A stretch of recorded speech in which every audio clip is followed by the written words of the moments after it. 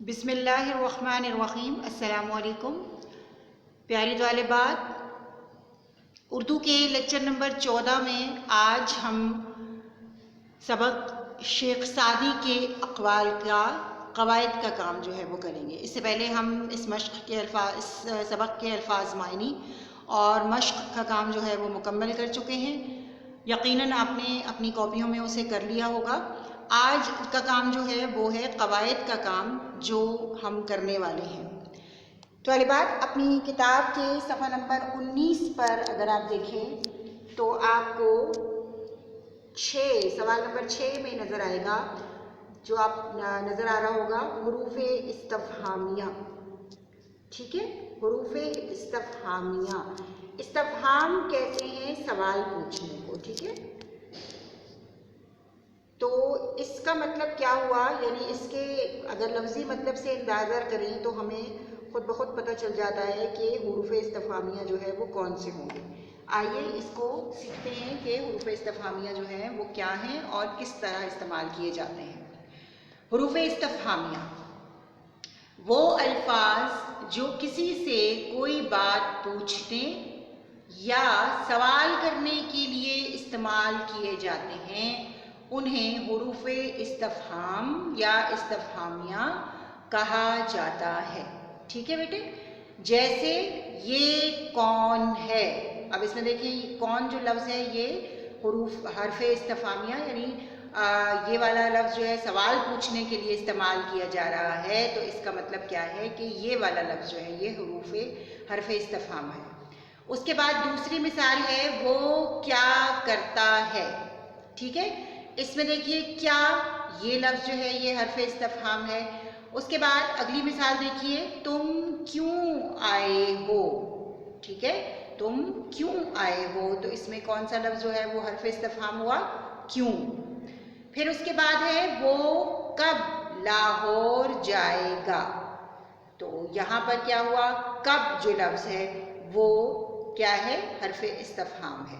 اگر آپ اپنی کتاب میں دیکھیں تو آپ کو جو ہے وہ مختلف مثالیں اور بھی ایک مثال اور بھی موجود ہے آپ کی کتاب میں۔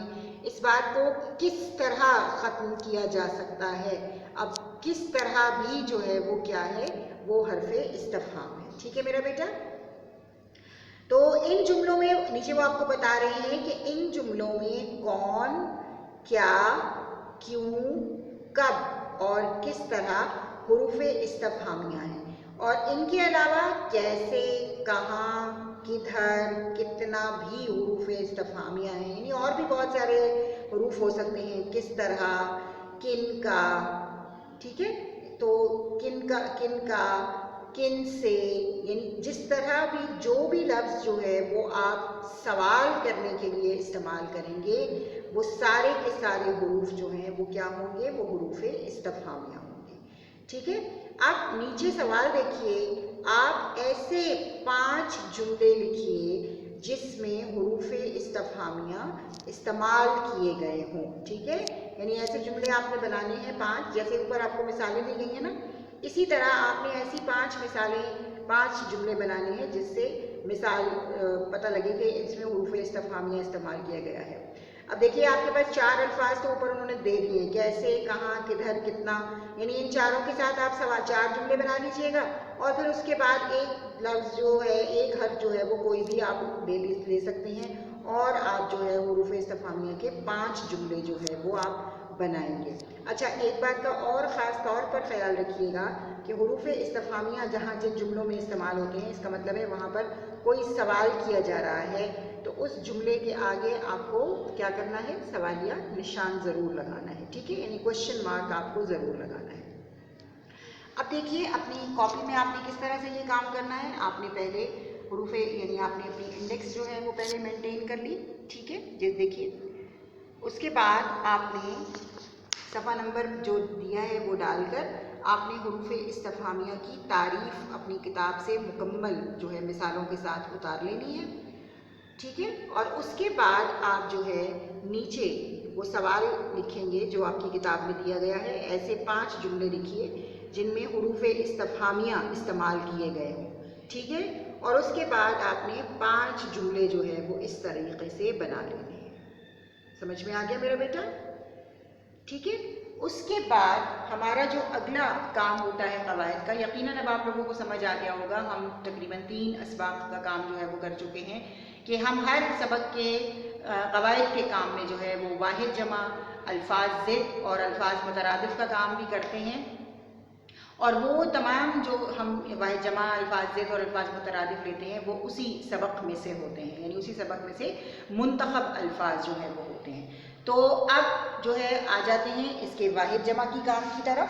देखिए, सबसे पहले आपने इसी तरह, जिस तरह ये काम आप पहले करते आए हैं, बिल्कुल इसी तरह आपने ये काम करना है। आपने वाहिद जमा की हेडिंग लगाई और वाहिद जमा के इस तरह से कॉलम बना लिए। अब देखिए, मुख्तलिफ अल्फाज हैं इसमें, कौल, अक़वाल, तजुर्बात, तजुर्बात, तहरीर, तहारीर, किताब, कुतुब, तर्जुमा, तराजिम, नसीहत, नसाइह, माल, अमवाल, मुसीबत, मसाइब, कदर, अक़दार, अमल, आमाल, फ़ायदा, फ़वाइद, आलिम, उलमा, ऐब, उयूब। ठीक है, ये इसके जो है वो क्या हो गए, ये इसके वाहिद जमा हो गए। इस तरह से ये आपने जो है वो अपनी कॉपियों में कर लेंगे। ठीक है मेरा बेटा, इसकी PDF भी आपको यकीनन मिल चुकी होगी, तो आप मेरे ख्याल में अब तक तो ये काम आप शायद कर भी चुके होंगे। बहरहाल ये इसको दोबारा से देख लीजिए और इसको कर लीजिएगा। उसके बाद दूसरी चीज़ जो है वो है अल्फाज ज़िद। अल्फाज ज़िद में भी इसी तरह कॉलम बनाने हैं आपने, ठीक है, अल्फाज और ज़िद का। फिर उसके बाद आपने क्या किया, असल, नक़ल, ज़िंदगी, मौत, तहरीर, तकरीर, तवील, मुख्तसर, शायरी, नस्र, इल्म, जहल, आराम, तकलीफ, नादान, दाना, फ़ायदा, नुकसान, रंज, खुशी, दुश्मन, दोस्त, नरमी, सख्ती, मुसीबत, राहत, खामोशी, गुफ्तगू। ठीक है। उसके बाद तीसरी चीज़ जो है वो है अल्फाज मुतरादिफ। अल्फाज मुतरादिफ का काम भी बिल्कुल वैसे ही होगा जैसे वाहिद जमा और अल्फाज ज़िद का हुआ है। ज़िंदगी, हयात, मुतरादिफ का मतलब आपको अच्छे से पता है, यानी उसी लफ्ज़ का हम मायना लफ्ज़।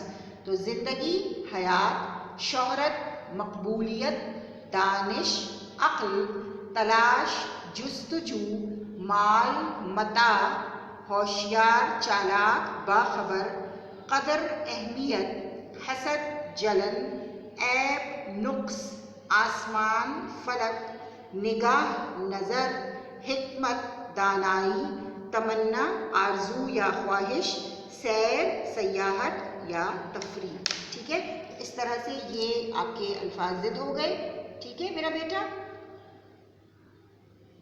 और ये आपके अल्फाज मुतरादिफात हो गए जो आपने अपनी कॉपियों में कर लेंगे। इंडेक्स और पेज नंबर जो है, तारीख़ वगैरह लिखना ना भूलिएगा। जिस तारीख़ पर ये वीडियो अपलोड हुई है, जिस तारीख़ पर आपको ये वीडियो मिली है, उसी तारीख़ को डालकर आपने ये काम जो है वो करना है। ठीक है, उम्मीद है कि आपको आज का ये काम जो है वो समझ में आ गया होगा। अगली क्लास में हम इंशाल्लाह जो है वो इंशा का काम जो है वो करेंगे। तब तक के लिए फ़ी अमानिल्लाह।